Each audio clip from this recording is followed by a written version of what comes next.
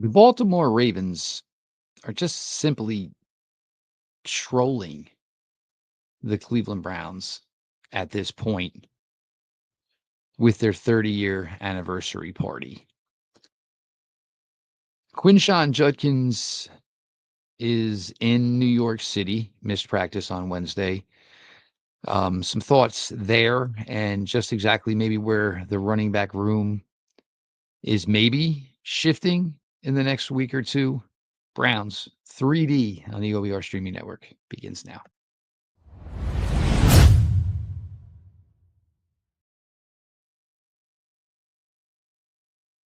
Welcome back, my friends, to the show that never ends, your daily delivery of all things Dog Pound Browns 3D on the OBR streaming network. I am your host, Jeff Lloyd. We appreciate all of you for all the support for us here at the OBR, the written content over at theobr.com. I hope you took advantage. Barry McBride was giving a generous break on the VIP plan, so I hope you jumped in on that. You will get, of course, the insider forums. You will get the Ask the Insiders. Your subscription also bundles with a subscription, of course, to Paramount Plus. UFC transitioning to all of their great stuff through Paramount Plus. Great opportunity for you guys. And for everybody who supports us here at the OBR streaming network, beginning every night at 6 p.m. You got a new show on Monday night, The Gang of Three. Pete and Joe were back on Tuesday night. Real good episode. A lot to talk about there. A lot was breaking down from those two guys. And of course, you will get double the Mike Keefe action as they will sit down with their weekly show, he and Fred Greetham, with one of the Browns beat. And then, of course, Garage Beers this evening. The Baltimore Ravens ends their 30-year anniversary. Well, first off, congratulations. Second of all, I don't know why they would have, and I guess their justification is they decided it was going to be the home opener the entire time. Well, maybe you should have waited for the schedule to come out first, because if I'm the Ravens, I wouldn't have wanted to have done this. Certainly, I don't want to do it against the Cleveland Browns. I don't want to do it against the Cincinnati Bengals. I don't want to do it against the Baltimore Ravens. Do it against one of these teams that's coming to your building this year and is probably not going to be in the building again for a couple of years. That's who you do it against. Having Ozzie Newsome as, I guess, like your top, guest of honor or whatever. Again, seriously, are you just playing games here? I mean, this really looks like some catty crap. It kind of looks like if it was like the roles were reversed, like the Browns should be doing these things against the Ravens, not the Ravens doing these things in regards to the Cleveland Browns. Ravens are an 11.5-point favorite in this game. Why would you do anything you can to maybe, motivate, aggravate your opponent coming in? And the Browns, this is a huge game. They know it's a huge game. They've already given a game away and sitting at 0-1. They're 0-2. I mean, not that we were probably talking legitimate, division title aspirations, but at 0-2 after 2 weeks and 0-2 within the division, that certainly, puts a big screeching halt to that possibly. But I just don't get what the point is to do this against the Cleveland Browns. You wouldn't have your franchise if it wasn't for Modell and just being a corrupt and essentially almost broke businessman. And this is the, team you choose to do it against. And you can, say, oh, well, this was the way we decided it in March. Whatever. You could have held out that, people are coming to your game regardless. Nobody was coming to the 30-year celebration. The Ravens have a strong alumni. These guys are there all the time. Could have done it at any given time. Whatever.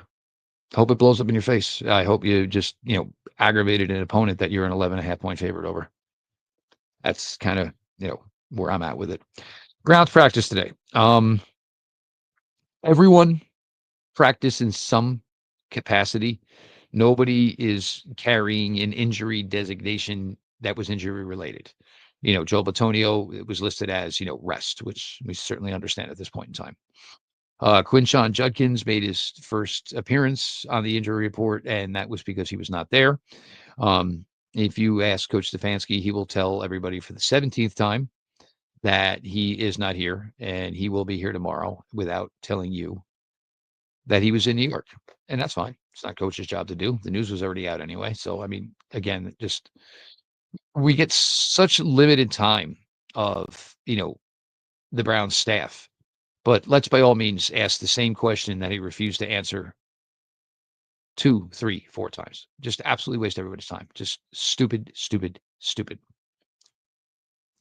Now, Judkins being in New York, and from the Browns' standpoint, let's just get this all out of the way right away. You know what I'm saying? Look, Judkins is now signed. Going to New York before taking his first practice is more than fine with me. The quicker we find or get word on, if there is a suspension, what the suspension is, any of that stuff. If we can get that done before Judkins becomes a guy that actually starts playing, that might not be the worst thing in the world for the Browns. Just get it all out of the way as quickly as possible. And then Judkins basically comes in here, ready to contribute. And, from, the day he gets here, not waiting and looking over his shoulder for the possibility that, his availability, at any time could, come into question or be taken away. I don't know necessarily how this works out, because if we're looking at this, the incident, when we have the police department and then the prosecutor's office follow up and say, we absolutely found indiscrepancies in the victim's story. We actually 100% have footage that injury she's claiming she received did not match up through video evidence of her that they were able to find. So I don't know how this works for Judkins. And look, the NFL can do whatever they choose to do. They want to slap him on the wrists and sit him down, they can do that. I just not sure how it necessarily works when basically you had a prosecutor's office tell you that in somehow, some way, parts of the story were fabricated by the victim, which led to the charges ultimately being dismissed. Again, that does not necessarily mean that Quinshon Judkins is 100% innocent, but it does mean that, he did not even have to go into a courtroom to beat the rap. The charges were just flat out dropped. Does it hurt him? Is he going to miss time? I don't know. If he does, my guess is it's a game or two at most. It was different last year with Mike Hall. Mike Hall eventually pleaded down 2 charges, so still pled guilty before receiving his suspension. Very different scenario here with Quinshon Judkins. He's needed. There's no question about it. I'm not with the majority that just thinks that Quinshon Judkins, when he does inevitably take the field to play for the Browns, and I'm going to be honest, even if everything went well in New York today on Wednesday, I'm not really comfortable with just getting the guy out there for a Thursday and a Friday walkthrough before catching the flight to Baltimore and putting him on the field on Sunday. I'm not there. I just don't think it's enough time considering the amount of time that Judkins was away from the team. Is he needed? Yes. But if this was also a veteran player who had a more firmer grasp of the playbook, had been a little bit more involved in the summer, you got to keep in mind, he did not go to training camp at all. So to just think that, a rookie can show up for his first practice on Thursday before week 2 and be ready to go is doing yourself a disservice. It's doing him a disservice. It's doing the Browns a disservice. You got 3 running backs who are working in the rotation right now. And, if it's got to be one more week before Judd can play, then let's just make it one more week before Quinshon Judkins can play. Now, the Browns do not have to make any type of roster move to this point in regards to Judkins. That move is inevitably going to come. Now, there's a couple ways this could work. They could just bring Judkins back to the roster. They could move somebody else off the 53. You want to move DeAndre Carter off. Look, I mean, didn't play any wide receiver on Sunday. His punt returning was okay. His kick returning was not great. Again, I don't necessarily know why I need DeAndre Carter here. So if you want to move on from DeAndre Carter, and, if that's the case and Quinshon Judkins is on the active roster and playing in games, you can have Jerome Ford return kicks. And Jerome Ford at times for the Browns was not a terrible kick returner. You have guys, you can dress Gage Lavardane and have him be the punt returner. There's ways around it. And 4 backs is not ideal for running backs. And maybe even to the point where you're not going to, possibly dress all of them. But I think the Browns' thoughts, which we don't have from them directly on Raheim Rocket Sanders, my belief is that the Browns are probably pretty high on the young man already. We're talking about a guy who was an undrafted free agent that was with the team for a little more than a week. And already in week 1, the Browns trusted him in the first quarter, and then the subsequent drive ended in the second quarter, but trusted him on the first drive of the regular season. An undrafted free agent who had been here, again, a little bit more than a week. The Browns trusted him with 2 fourth quarter carries, and the guy had been in town a little bit more than a week. The first one was early in that first touchdown drive, 4th and 1, and lined up as a fullback and some eye candy motion. I think it was Fannin, of course, just enough to keep everybody's head on a swivel, and basically almost kind of ran like a fullback trap with him, and Sanders picked up the first down. As we all know, when they got to the goal line, Sanders got touches there. Before the touchdown, Sanders, if he had probably just stayed in Joel Bitonio's hip pocket, would have scored on that play. But short yardage, powered down, led by the blocking of Aiden Huntington,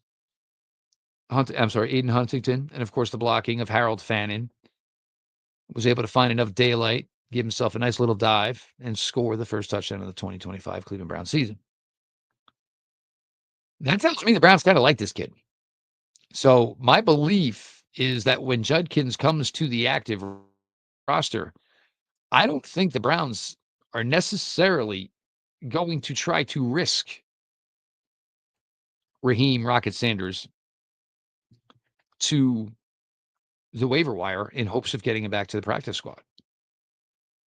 There's no way a guy is here that short amount of time and is already getting prominent touches without the team essentially being in love with him. And to get you Browns fans excited, knowing Sanders' first touch where he was basically like the fullback track that I mentioned where he picked up the first down.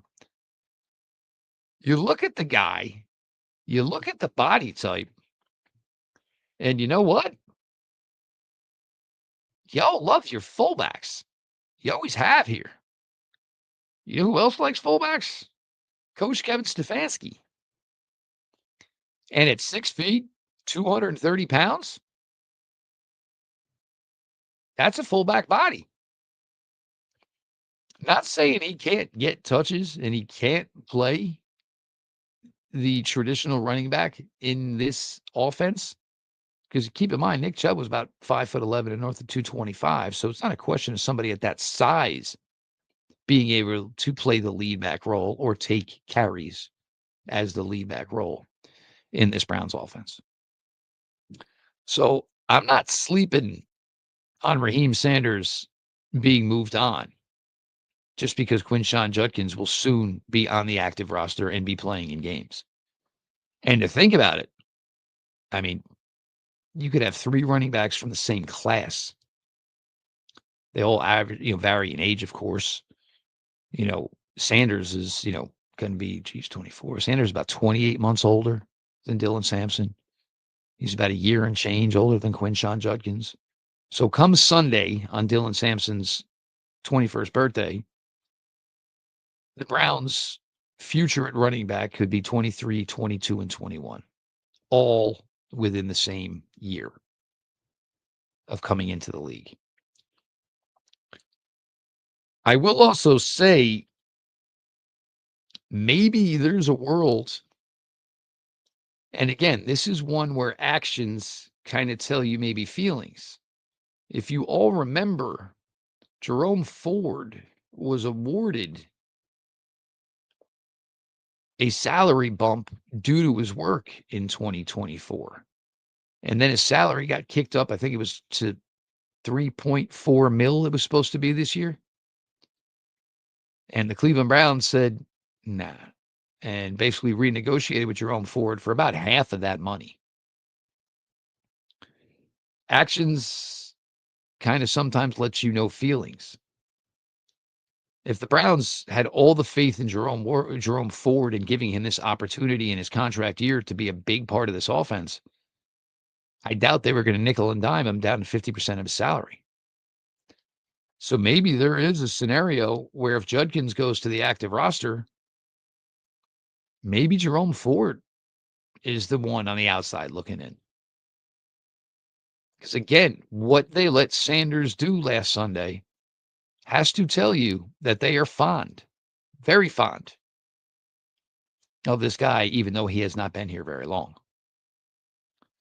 So not only did you maybe get 1 bite or 2 bites, now it could possibly be 3 bites out of the running back class of the 2025 NFL draft, which everybody absolutely raved about.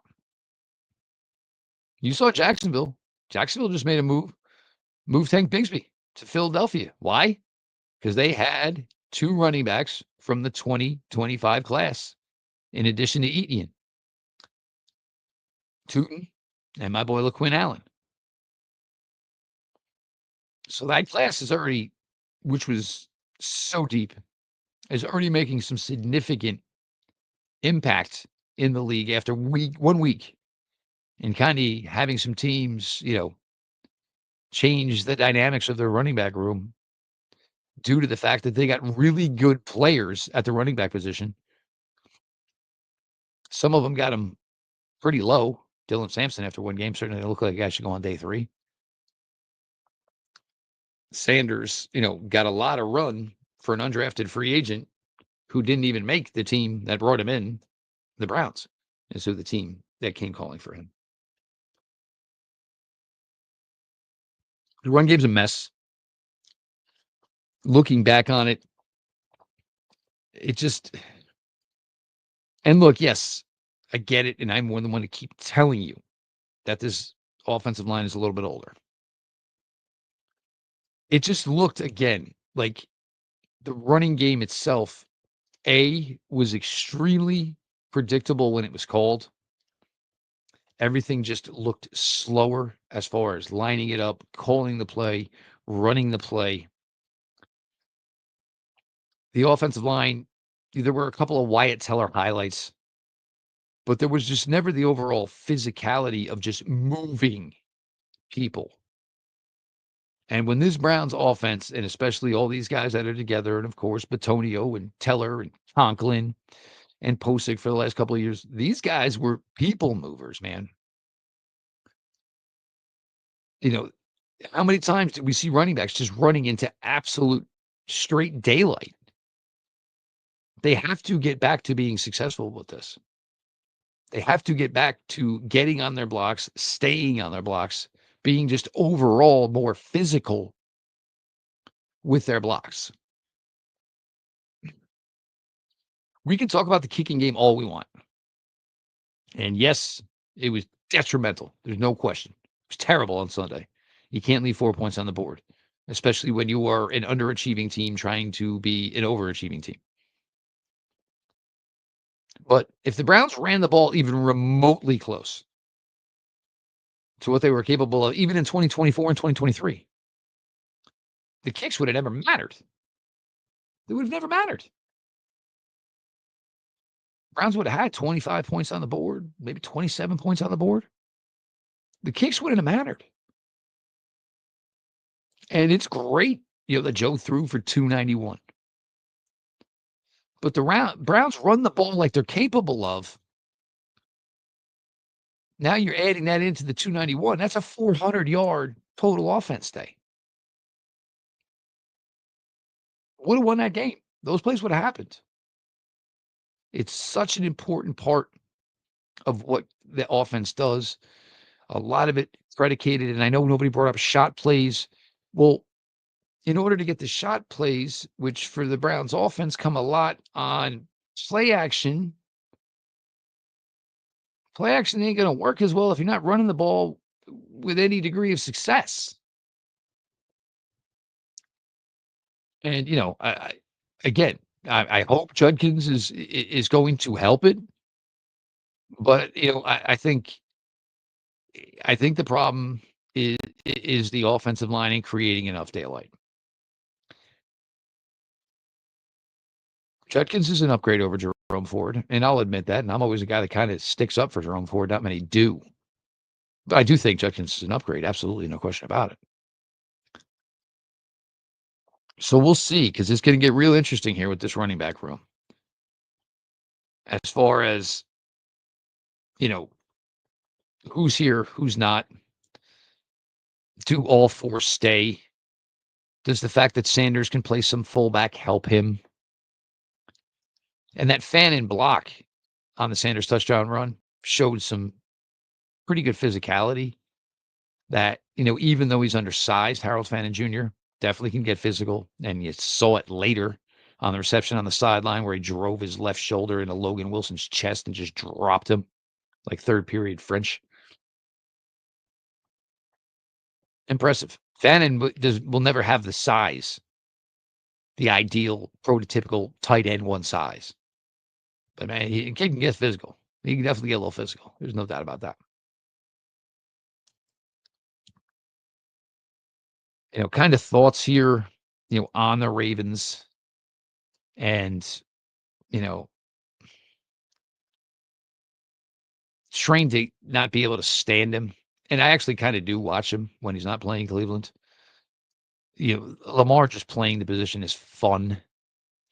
And, his development and him becoming much more of a guy that can succeed within the pocket. And it's not that this was never there. He was doing it at Louisville early in his career. I think the Ravens just kind of prioritized the fact that he had just amazing playmaking ability as a runner. But now as he's older and matured, certainly gets so much more done, in the pocket. Certainly helps that they finally figured out, what wide receivers, work with him. And Flowers has just been fantastic for him. Bateman, it took a while. And, I'll admit, I was probably one that it wasn't looking good for early on in Rashad Bateman's career. Loved him out of Minnesota. Loved him. It took a little while, for it all start to come together for Bateman. It really did. And, you throw in, the veterans, certainly Mark Andrews and, the little bit Nuke Hopkins did on Sunday night. Still some top tier playmaking ability in that body for Nuke Hopkins. Isaiah Likely is still not doing anything at practice. And if the Ravens decide it's at least another week before Isaiah Likely plays or makes his 2025 debut, we're cool. We're more than cool over here. He's become a really, really good player in his own right over the years.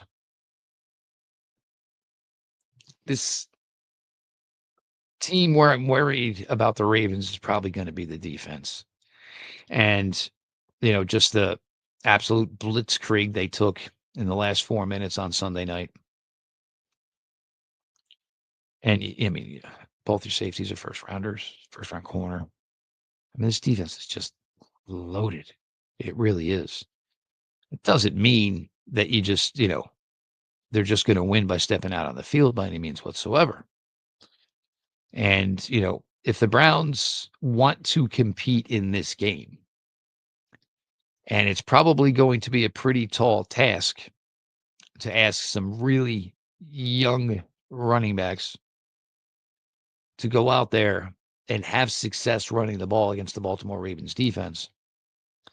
But that's, your recipe for making this a game, shortening the game, keeping your defense as fresh as possible, who have the task and the tall one of trying to contain this Baltimore Ravens offense. And for a Ravens team that barely used Keaton Mitchell, who a couple of years ago, Keaton Mitchell just absolutely destroyed the Browns. Destroyed. You want to talk about just the polar opposite of Derrick Henry, and that's Keaton Mitchell. Small, light in the can, and electric speed. Whereas Henry is, kind of like trying to tackle an 18-wheeler Peterbilt that's moving at 65 miles an hour.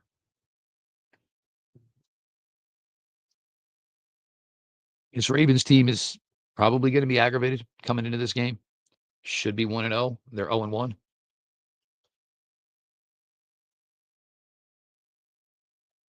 Browns would love nothing more than to get back a W, and certainly in a game where everybody feels it's a must. Well, I mean, I'm sorry, an automatic loss for them. Getting this win after giving away what should have been the win week 1 last week against Cincinnati. The kicker, Andre Schmidt. Now, look, you can't miss cheap shot field goals. You can't miss extra points. There's absolutely no defending that. That being said,